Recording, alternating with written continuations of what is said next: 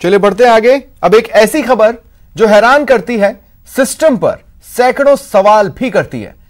वर्दी वालों से सवाल करती है।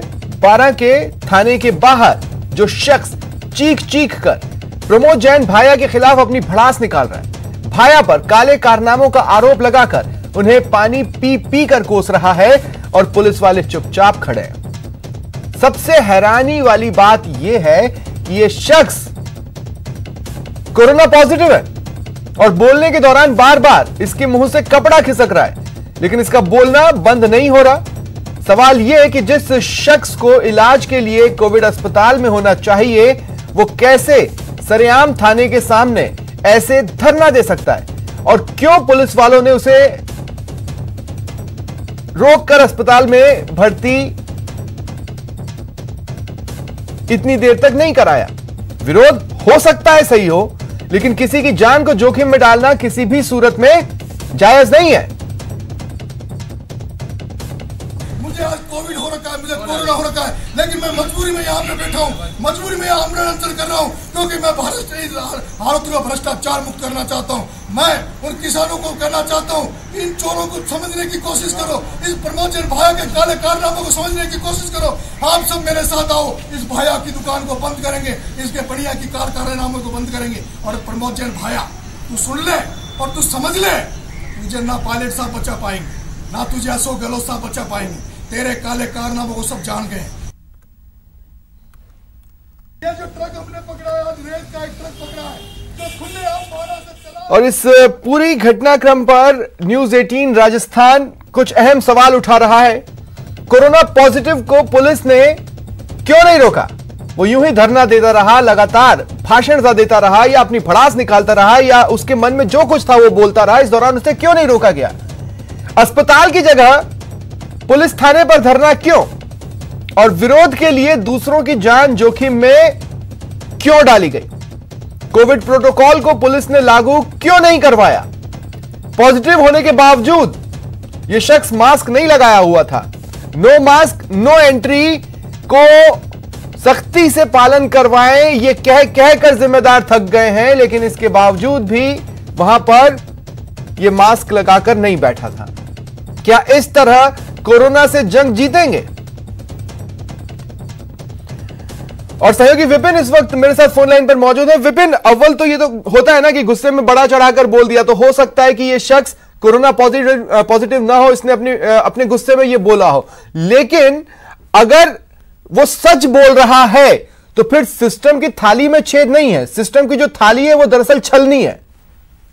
स्वप्निल, ऐसा ही है बिल्कुल। सिस्टम की जो है वो छलनी जो है बिल्कुल वो छाली है, या कहें कि पेंदा ही गायब हो चुका है, क्योंकि ये शख्स जो है पहली बार मरतबा नहीं है कि अगर इसने लोगों की जान जोखिम में डाली हो। जब सचिन पायलट का जन्मदिन था तो बारां में भी आयोजन करता यही था, और यहाँ पर भी हजारों लोगों की भीड़ इस युवक ने जमा की थी, और सबसे बिना मास्क और बिना उन चीजों के सबके साथ मिलता जुलता रहा था। उसके बाद ये सवाई माधोपुर गया, जहाँ इसकी तबीयत बिगड़ गई थी, हल्का बुखार था, आईसीयू में भी 2 दिन भर्ती रहा। वहां पर इसका सैंपल लिया गया था, जहां ये कोरोना पॉजिटिव आया।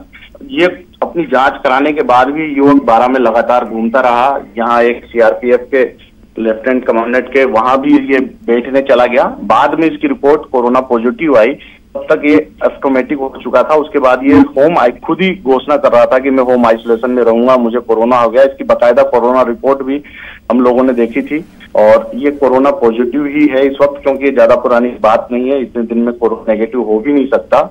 और ये जो शख्स चिल्ला कर थाने में कह रहा है कि हाँ मैं कोरोना पॉजिटिव हूँ, ये बिल्कुल 100% सच बात है। और ये वाकई ये डराने वाली और डरने वाली भी बात है कि अगर कोरोना पॉजिटिव होम आइसोलेशन के नियमों को तोड़ इस तरह थाने में जाकर धरना प्रदर्शन दे, लोगों की जान सांसद में डाले, तो वो बड़ी एक दुखद घटना है। और एक जो शख्स वहां पर धरना दे रहा है, हो सकता है कि उसकी मांगे जायज हो, मैं उस पर कमेंट नहीं कर रहा हूं, लेकिन नैतिकता के तराजू पर उसका पलड़ा बिल्कुल भारी नहीं है। लेकिन जो आसपास के लोग हैं, उनके पांवों को किन बेड़ियों ने जकड़ रखा था?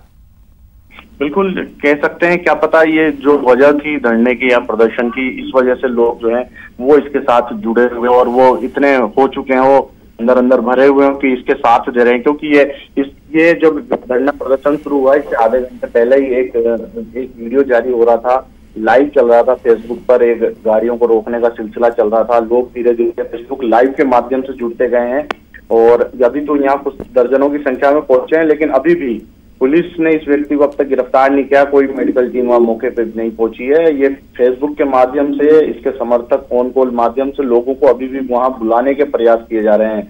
इसका कहना है कि अभी 1000 करीबन लोग यहाँ थाने के बाहर इकट्ठे होंगे इसके आह्वान पर। तो आखिर ये वाकई समझ के बाहर की बात आ रही है कि कैसे तो लोग हैं और ये कैसा ये प्रदर्शनकारी है जो यहाँ मतलब कोरोना पॉजिटिव होने के बाद भी लोगों को बुला रहा है, और लोग भी जो है वो इसके आह्वान धीरे धीरे यहाँ जुटना शुरू हो रहे हैं।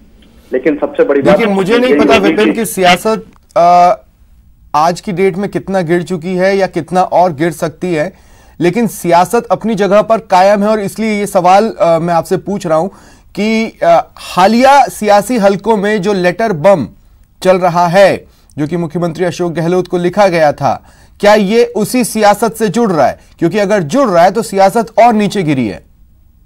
बिल्कुल, ये बिल्कुल जुड़ा हुआ ही मामला है, क्योंकि जिसके लिए लेटर इशारों में जिस व्यक्ति के लिए, जिस मंत्री के लिए लेटर लिखा गया है, उसी मंत्री के ये लगातार खिलाफत कर रहा है।